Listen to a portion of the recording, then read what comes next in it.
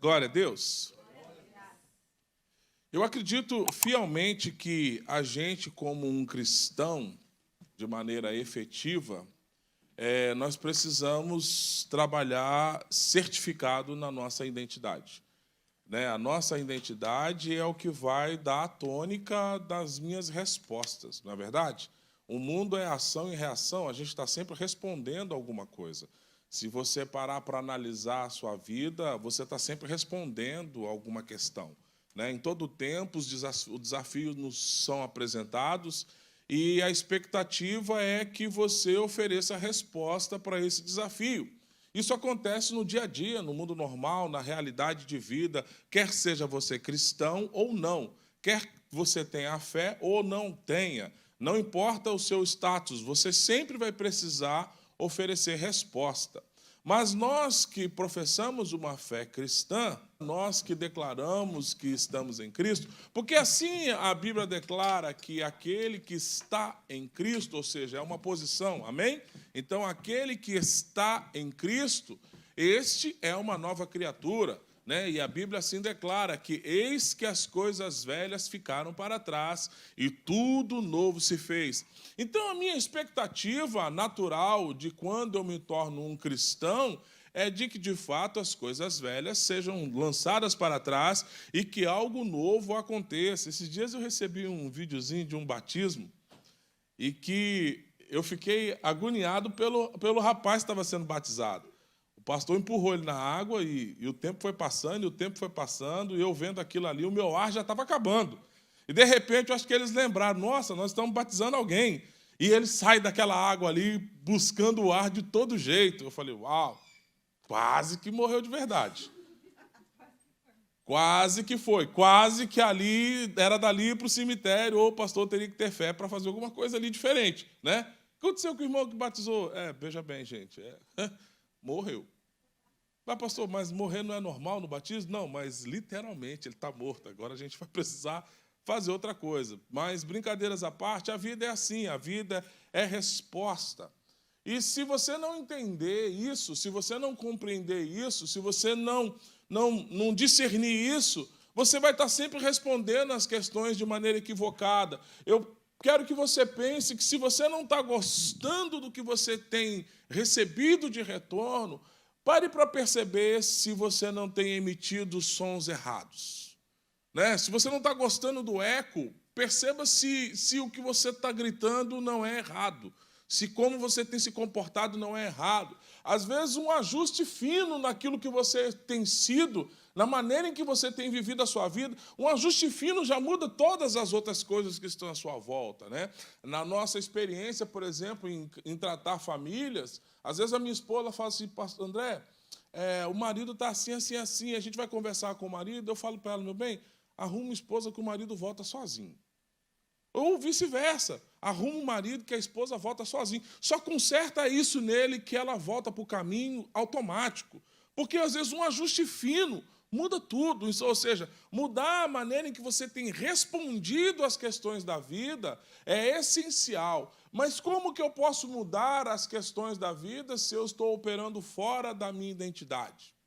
Como que eu posso responder se eu não sei como responder?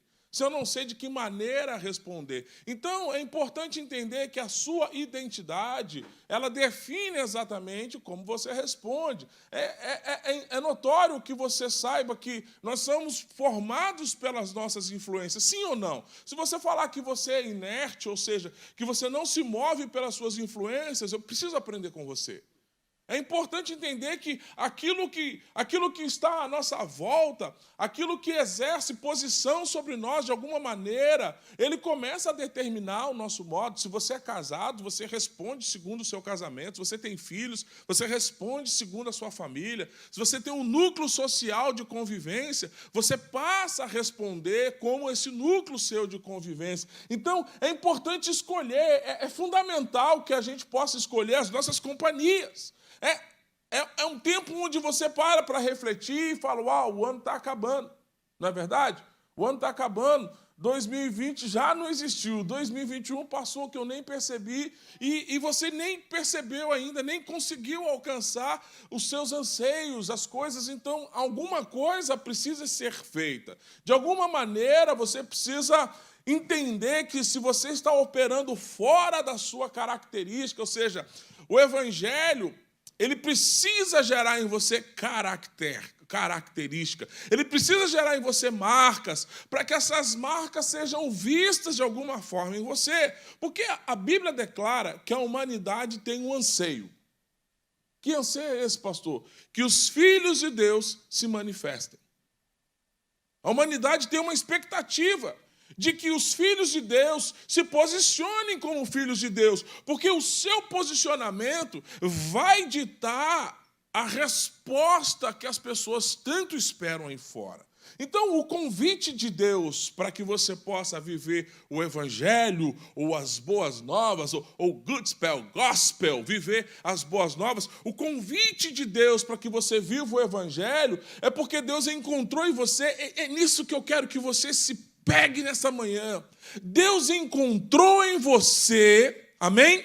Porque a palavra do Senhor declara que os olhos do Senhor procuram, amém? E Ele declara na sua palavra que você não foi você que o escolheu, mas Ele que escolheu você. Para pensar, eu não quero aqui inflar o seu ego, mas eu quero dizer para você quem você é. Os olhos do Senhor procuram. E se nessa procura Ele escolheu você, preste atenção, existem valores em você que são essenciais para alguma coisa acontecer. Então, às vezes, você fica aí meio borocochô, meio desanimado, desalmado, né? Fica meio sem responder à vida da forma em que você deveria responder à vida. Por quê? Porque você está defraudado. Você está vivendo uma falsidade de vida e não a verdade da vida. Amém? Então, o encontro de Deus com as pessoas na figura de Jesus, ou na figura dos anjos, ou na figura da sua palavra, o encontro de Deus, ele tem um propósito, é transformar a realidade daquele para o qual ele encontrou. Mas me entenda, não está acrescido nada em você, ele está extraindo o que está dentro de você para fora. Amém? O evangelho, ele faz você olhar para dentro de si. Amém?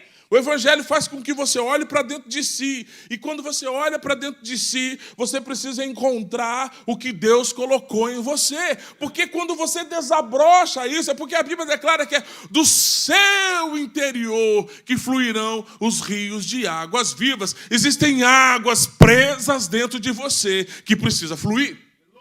Amém? Então, quando essas águas passam a fluir, entenda, todo lugar que essas águas passam, elas transformam. Então, a essência do evangelho não termina em mim, mas ela me encontra para que, a partir de mim, outras realidades sejam transformadas. Então, é importante que você olhe para dentro da sua casa, olhe para dentro da sua vida, olhe para a sua realidade, olhe para a sua verdade e descubra se você não está andando fora da sua verdade. Porque essa é a estratégia do inimigo. Fazer com que você... A palavra diz que o Deus desse século cegou o entendimento. Aí, cego, gente, por acaso, a Bíblia declara que pode um cego guiar outro? Por acaso não andarão os dois perdidos? Por acaso não cairão os dois no buraco? Então, a estratégia dele cegar o seu entendimento, ou seja, de você errar o alvo. Alguém que está cego erra o alvo. E errar o alvo significa pecar.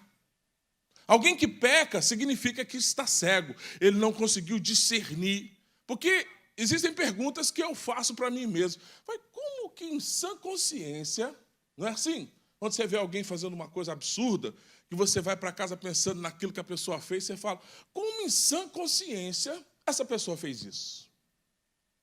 Será que ele não sabia do resultado? Será que ele não sabia que o caminho que ele estava andando daria exatamente nesse buraco?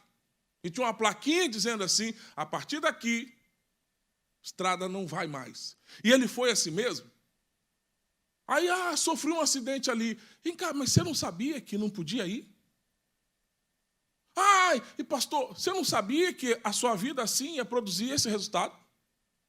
Pastor, me socorre. Você não sabia que agora esse socorro chegou, vai ser tardio? Porque a Bíblia declara que o salário do pecado produz morte. Mas não é... Gente, pastor, pequei e não morri. Você pensa que não morreu. Você começa a olhar para a sua vida e vê que tem coisa secando. Você começa a olhar, você fala assim, gente, isso aqui não está funcionando. Faz uma reflexão. Perceba se alguma coisa não está fora de órbita. E você precisa ajustar. Gente, o pecado, ele mexe no sistema de órbita. As coisas que deveriam estar funcionando em torno de quem você é, começam a ficar fora de sincronia. E aí aquilo que é a vontade do céu aqui na terra simplesmente não acontece. Porque a nossa proposta, gente, é viver, seja feita aqui na terra, como é feita no céu. Ou então Jesus não teria nos ensinado essa oração. Pai, eu tenho um pai. Amém? Pai, eu tenho um pai que olha por mim e que ele é grande o suficiente porque ele habita no céu. E ele declara que eu preciso fazer essa petição. Pai, então seja feito aqui na terra o que é feito no céu. Então eu preciso viver uma vida de realidade celestial aqui na terra. Amém? Em Atos dos Apóstolos, depois dessa breve introdução, em Atos dos Apóstolos, a gente vê que tinha um grupo de judeus que viajavam de cidade em cidade usando o nome de Jesus para expulsar espíritos malignos. Então, só que numa ocasião não deu certo. Eles foram usando, chegou numa hora, não deu certo. Atos 19, a partir do versículo de número 11, a palavra declara assim: Deus fazia milagres maravilhosos por meio da mão de Paulo. De tal maneira que até os lenços e aventais que Paulo usava eram levados e colocados sobre os doentes. Esses eram curados de todas as suas enfermidades, assim como os espíritos malignos eram expelidos deles.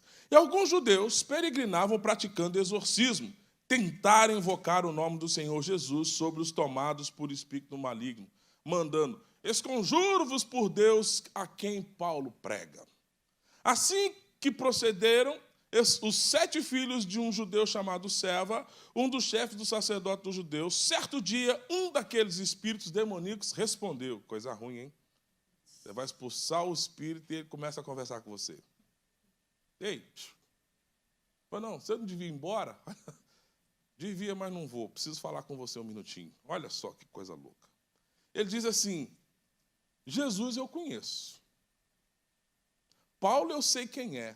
No entanto, vós quem sois? Ai. Arrepiou a minha espinha aqui, imagina.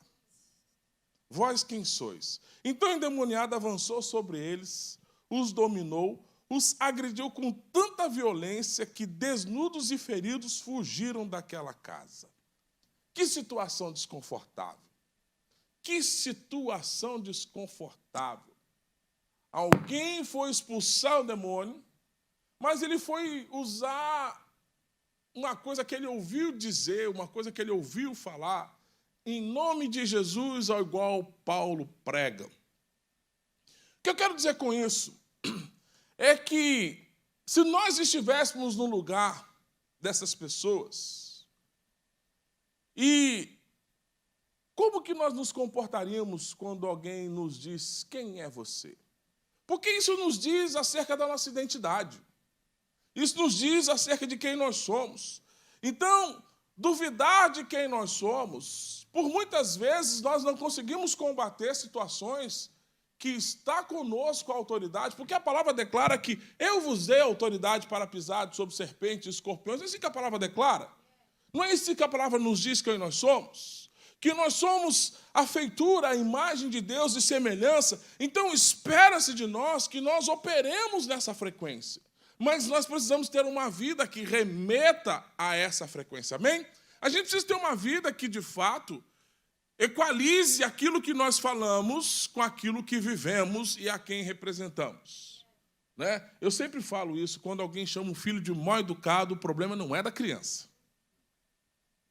Que menino mal educado? O problema não é da criança. O problema é do pai, da mãe. Você tem que chegar no pai e na mãe e falar assim, você precisa educar o seu filho corretamente. Porque a maneira em que ele está vivendo a vida diz que na sua casa existe uma desordem. Amém? Não é a criança. Você chama a criança de mal educada, a criança não tem nada a ver com isso. Ela tem um representante, ela tem um reflexo para viver aquela vida. Ou existe ordem ou existe desordem. Amém? Não dá para viver as duas coisas, uma ordem desordenada. Não tem como. Então, esses homens aqui me diz que eles queriam viver uma vida em que o nome de Jesus os ajudasse, mas não queriam viver uma vida em Jesus. Então, muitas vezes nós queremos que o Evangelho nos responda, mas não queremos viver uma vida cristã. Nós queremos que o Evangelho nos abençoe, mas não queremos viver uma vida debaixo da bênção. Então, isso vai fazer com que você, de fato, seja ultrajado, confrontado pelas situações quando você deveria vencê-las. Você vai ser vencido pelo gigante quando você deveria derrubá-lo. Você vai ser colocado em situações de constrangimento quando você deveria ter autoridade sobre aquelas situações. Então é importante entender que existem muitos casos em que somos questionados na nossa identidade. Ou seja, se você tem uma visão incorreta de quem você é, isso é prejudicial aos aspectos que você quer viver a sua vida. Então é um tempo, querido, sabe, de viver um evangelho na sua plenitude. E ninguém pode fazer isso a não ser você mesmo. Eu posso secar a minha boca aqui de contar histórias para você de erros, de quem viveu erros, ou de quem viveu a vida acertada, ou de quem prosperou, ou de quem fracassou. Mas se você não tomar uma decisão interna, você não falar, eu quero viver o evangelho. Esses dias eu fui confrontado com uma situação. Alguém me disse, pastor, às vezes eu acho você bondoso demais. Eu falei, por acaso eu sou pai de alguém? Pergunta para os meus filhos se eu sou bondoso. Em casa é diferente. Eu sou pai deles. Eu tenho ordem dentro de casa, que se eles não quiserem viver essa ordem dentro de casa, eles vão precisar viver uma outra vida em outro lugar. Mas aqui na igreja, nós somos conselheiros. A função de um pastor é pegar a palavra e dizer, gente, a Bíblia te dá essa direção. Você quer viver essa direção? Escolha. Mas se você não quiser viver essa direção, o problema é seu. Se der errado, me procura. E eu vou tentar ver se a gente pode fazer alguma coisa em Deus para te ajudar. Mas se não der certo também, não responsabilize ninguém a não ser a si mesmo. Então não traga culpa para ninguém. Ah, pastor, não, eu não sou bondoso. Eu só não sou seu proprietário. Eu não posso determinar o seu modus operandi. Eu não posso determinar como você quer viver a sua vida. Mas eu sei que do jeito que você está vivendo vai dar ruim. Estou falando especificamente de ninguém, não, tá? Então, eu quero só que você entenda que as suas escolhas são suas e de mais ninguém. E você não pode responsabilizar a instituição, não pode responsabilizar a liderança, não pode responsabilizar seu pai, sua mãe e nem ninguém, porque você escolheu viver essa vida.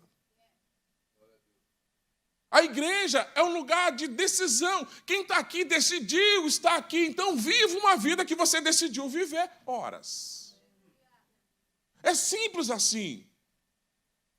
Eu acredito que alguém que veio para uma igreja cansou do mundo. Alguém que decidiu se tornar um cristão, ele cansou da vida que vivia lá fora. Ah, por que você é cristão? Ah, porque eu cansei do mundo. Então, cansado do mundo, vive uma nova vida. Aquele que está em Cristo deve se tornar uma nova criatura. Essa é a lógica. Amém? E a gente trabalha com a nova criatura e não com a velha criatura. Porque é cansativo para um pastor ficar lidando com gente velho, no sentido da velha criatura. Pô, você não converteu, cidadão? Converti, pastor. E por que você não vive uma vida convertida, então? Ah, pastor, veja bem. É porque lá fora... Então vai lá, quando você resolver, você volta. Não dá para viver dois mundos. Não dá. Esse nem o diabo quer. A Bíblia declara que o morno, o inferno, vomita. Então não dá para... Gente, não dá para viver dois mundos. Nenhum pastor deveria falar isso, mas eu vou falar. Prefiro a casa vazia do que a casa cheia de gente ruim. É importante, gente, é importante saber que isso aqui é um lugar de decisão. É um lugar de escolha. É um lugar de, eu quero viver, pastor, eu quero viver essa vida. Porque, do contrário, a palavra ela não encontra um lugar para prosperar. E a culpa é da igreja. E aquele lugar lá não funciona nada. Pastor, prega. Ruim. Ruim. E a culpa é de quem? Do pastor. E a liderança daquela igreja? Pastor. Fica estudando. Aí pega uma palavra e ministra a palavra. E o povo vai para a rua como se eu não tivesse feito nada. Você veio aqui hoje para isso não, né? Pastor, não queria ouvir essa palavra, pastor, mas deixa Deus te usar. Então, se você quer viver uma vida plena, numa identidade perfeita, primeiro princípio que eu trago para você aqui, eu quero ser breve, fuja do pecado. Fuja do pecado igual o diabo corre da cruz.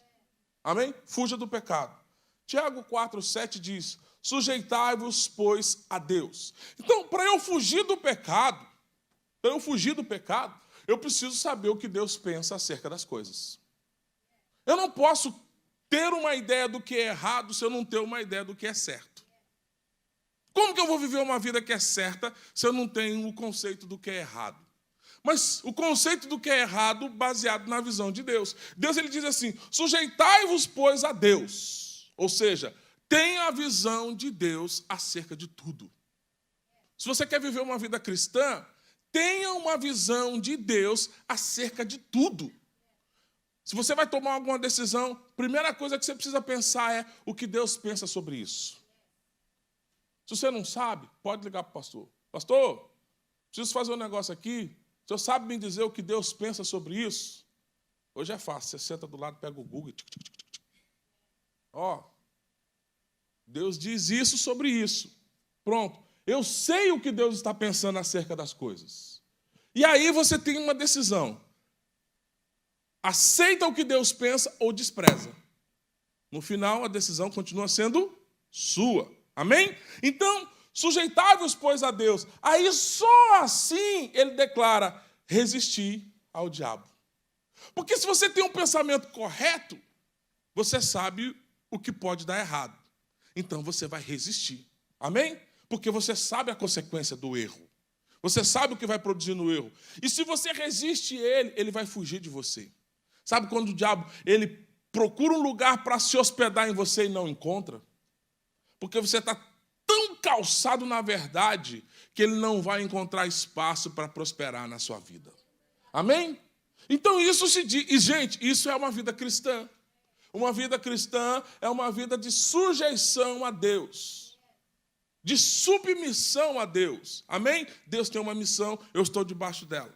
Eu me sujeito à instrução. Uma coisa que eu percebo que aqui acontece é a dificuldade de receber ordens. Sabe aquela sensação de que fulano está mandando em mim? Né? Está mandando em mim, aí alguém lá dentro já diz, deixa não.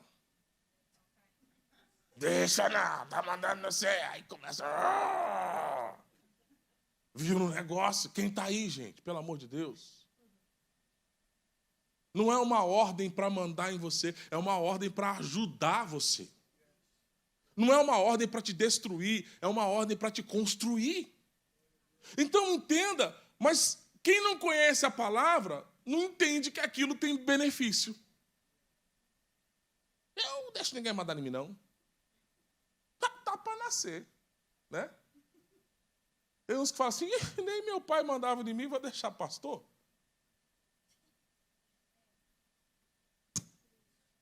Tem um cidadão que ficou rico fazendo assim. Ó, tudo dele é assim. Tem gente que se posiciona contra a autoridade. Agora, se você não tem uma percepção clara de que a palavra ela é resgatadora, libertadora, redentora, ressuscitadora, e que ela tem poder de levar você do lugar que você está para o destino ao qual Deus te chamou para ir, você não consegue se submeter. A sensação é que alguém está querendo te manipular, te controlar. Gente, quem me conhece aqui sabe que a gente não manipula ninguém. Muito pelo contrário. Eu solto a corda e vou deixando indo até... Pastor, você está vendo? Estou vendo. Aguenta aí, daqui a pouco volta. Chegar uma hora que ele vai descobrir que o pastor era bom. Então, o pecado ele tem o poder de rotular. Isso é que você precisa fugir. Porque o pecado te rotula. E alguém rotulado não consegue se desvincular mais daquela imagem. Não consegue mais. Alguém que tem a fama de ser beberrão, vira a fama de cachaceiro. Sim ou não? Não importa onde você encontra ele, a primeira imagem que você tem na cabeça é que ele é um cachaceiro. Alguém que é picareta, gente, enrolador, picareta, trambiqueiro, você encontra ele, qual é o primeiro pensamento? O trambiqueiro que se converte dá trabalho. E o pensamento do povo é, está aqui para dar golpe. Deu golpe ali, agora vem dar golpe em nós aqui. Não é assim que a gente pensa? A gente nunca pensa que ele está aqui para mudar a vida dele. A prostituta se converte, vem para a igreja, as mulheres falam assim, se eu ver você conversando comessazinha aí, não é assim que acontece? Né? O homossexual se converte, vem para a igreja. Eu falei, vai aí, a partir de hoje, discipula ele para nós. Vai, pastor, dá uma boa. Vou andar com esse cabra, não. Não é assim que a gente... Gente, eu estou sendo exagerado aqui. A gente não está aqui para transformação. E a gente não consegue entender que os outros podem ser transformados, só a gente que podia. Mas essa é uma palavra bonita de dizer e é ruim de se colocar em prática. A gente tem dificuldade com isso. A gente tem dificuldade com isso. Por quê? Porque o pecado mancha, o pecado rotula, o pecado estraga, o pecado deforma. E é difícil tirar a característica de quem andou por lugares esburacados. Então, se você ainda não andou por essas estradas, essa palavra tem a intenção de dizer para você, não vá. Não experimente. Não ande. Eu não conheço um fumante que não se arrependa de ter começado. Mas ele não quer parar. Não quer parar não é porque não quer, é porque não consegue. É difícil você entender. Então, o pecado, ele rotula as pessoas, ele mancha as pessoas. Então, o pecado, ele corrompe a nossa identidade de filhos de Deus. Então, quando o inimigo te apresenta uma proposta enganadora, ele quer corromper você. Quando ele corrompe você, você deixa de andar por aquele caminho. E aquilo está manchado, você deixa de andar. Amém? Hebreus 4, capítulo 15, versículo 15, diz assim, porque nós temos um sumo sacerdote que não se compadeça das nossas fraquezas, mas sim um que foi tentado em todas as coisas conforme a nossa semelhança. Olha só, todas as coisas conforme a nossa semelhança, mas sem pecado. Aproximemo-nos, pois, do trono de graça com confiança, para obter misericórdia e encontrarmos a graça para o oportuno socorro. Ou seja, Jesus o ama e não importa o quão pecador você seja, mas o difícil é você se desvincular do seu erro para aceitar o amor. Então, quando alguém peca, apesar de nós ministrarmos o amor de Deus, como foi cantado aqui pelo Rafael, você não é órfão, você tem um pai, como foi ministrado pela Patrícia. Você não é órfão, você tem um... Mas se sentir amado pelo pai, essa é uma barreira que você vai precisar quebrar. Então, se desvincule do pecado o quanto antes, para que você não tenha que ficar manchado por um rótulo. Amém? Tem gente que você lembra dele, você não lembra dele por quem ele é, você lembra dele por aquilo que ele fez. Você fala no nome de alguém que é fulano de tal, aí você lembra do que ele fez, mas não lembra de quem ele é. Por quê? Porque ele ficou marcado por aquilo. Ele ficou manchado por aquilo. Segundo, submeta-se a Deus. Nossa identidade como filhos de Deus vem a nós quando nós nos submetemos à sua autoridade. Ou seja, quando oramos, além de fazer os nossos pedidos de oração, nós também contemplamos quem é o Senhor. Então, quando você se submete a Ele, ou seja, a nossa condição de vida, elas têm que estar debaixo daquilo que o Senhor quer. A minha oração, então, ela precisa estar de encontro com a palavra. Gente, Deus não vai fazer nada daquilo que está fora daquilo que Ele disse que vai fazer. É muito simples você entender, pastor, o que é a vontade de Deus? Ver algo que é puro, justo, honesto, que tem boa fama. nisto ocupe os vossos pensamentos. Então, se você está fazendo uma oração, tem pureza nisso, tem justiça nisso, tem boa fama, eu posso falar sobre isso para todo mundo? Então, que isso possa ocupar os seus pensamentos. Então, a gente não pode esquecer que tudo aquilo que Deus é está dentro da sua palavra. Então, eu tenho crise com quem é cristão e não lê a palavra. A Bíblia que você leu essa semana é essa que eu estou lendo aqui agora ou você leu? Não precisa responder, não. Só pensa sobre isso. Ah, pastor, você já não lê para mim todo domingo? Tá bom. Se eu ainda lê e explica, vou ler nada. Se eu ainda lê e ainda explico o que leu, por que eu vou ficar em casa tentando entender um negócio desse, pastor? Então você precisa romper essas barreiras. Você precisa vencer isso. Por quê? Porque se você não conseguir entender, como é que eu vou me submeter a algo que eu não entendo, que eu não compreendo, que eu não discerno? Amém? E por último, estime a palavra de Deus. A nossa identidade está na palavra. Salmo 119, 105 declara: a tua palavra é lâmpada para os meus pés e luz para o meu caminho. Então não deve ser nas minhas percepções o que deve ser feito, mas naquilo que Deus já fez.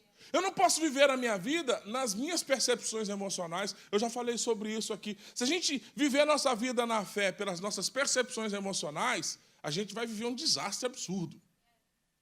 Porque tem dia que a gente acorda achando que nem a gente gosta da gente mesmo, quem dirá os outros. Sim ou não? Né? Sabe aquele dia que você acorda e você fala, se eu pudesse hoje, eu me destruía, mas eu não posso. Fala comigo não, hoje eu não estou bem nem para mim mesmo, quem dirá para os outros? Que todo mundo é assim ou só eu? Pastor, misericórdia, não fala essas coisas não. Gente, eu sou igual a vocês. Tem dia que eu acordo e minha esposa fala, o que foi? Eu falei, nada.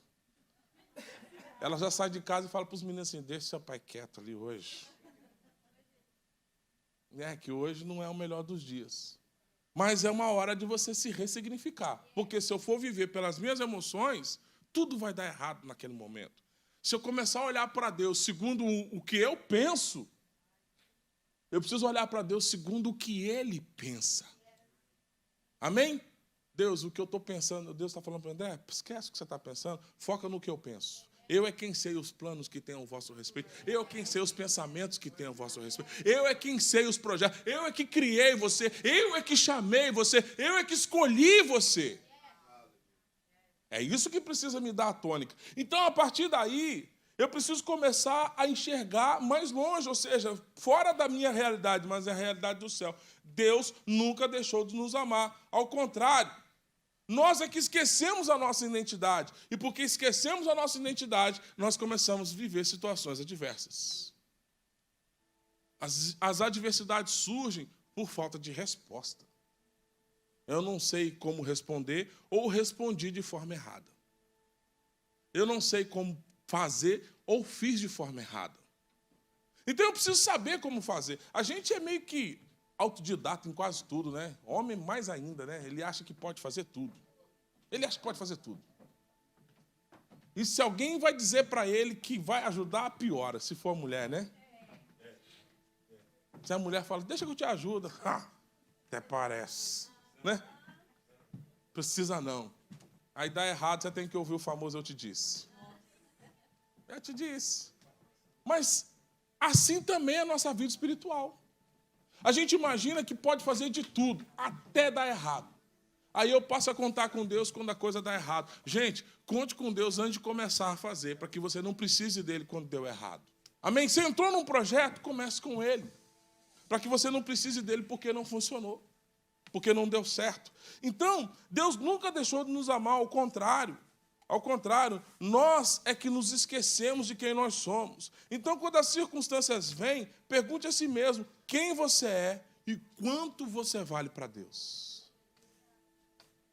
Porque Ele amou o mundo de tal maneira que deu o seu Filho, o seu único Filho, para que todo aquele que nele crê não pereça, mas tenha vida eterna.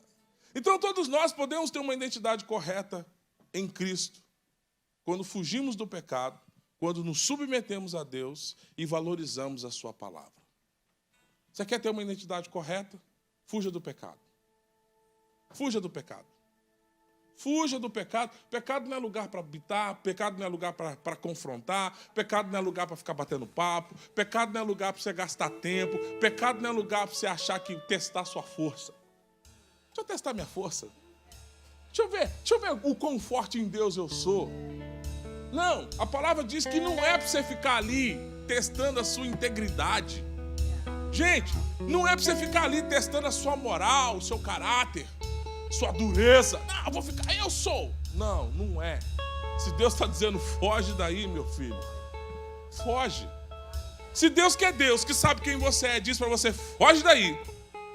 Porque Ele sabe que nós somos sujeitos a essas tentações. Então, foge.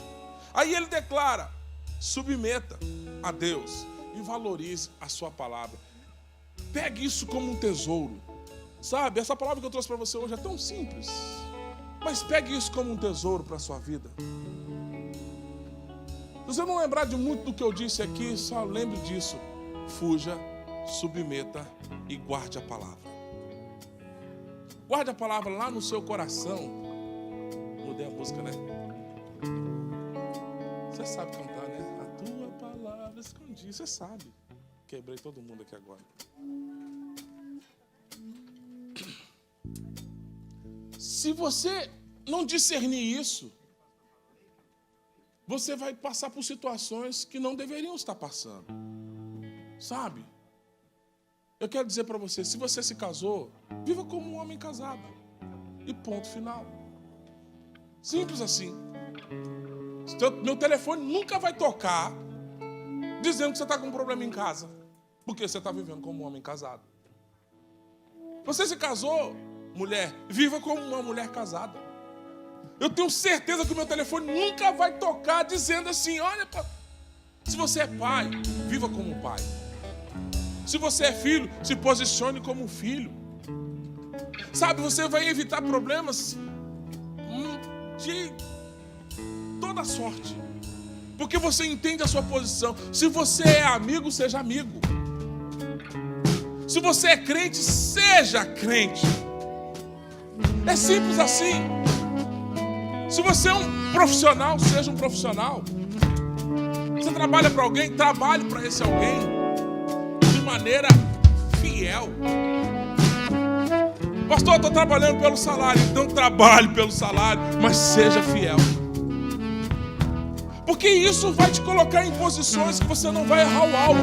E se você não errar o alvo, acredite, o melhor de Deus vai se manifestar sobre os seus dias. Amém? Glória a Deus.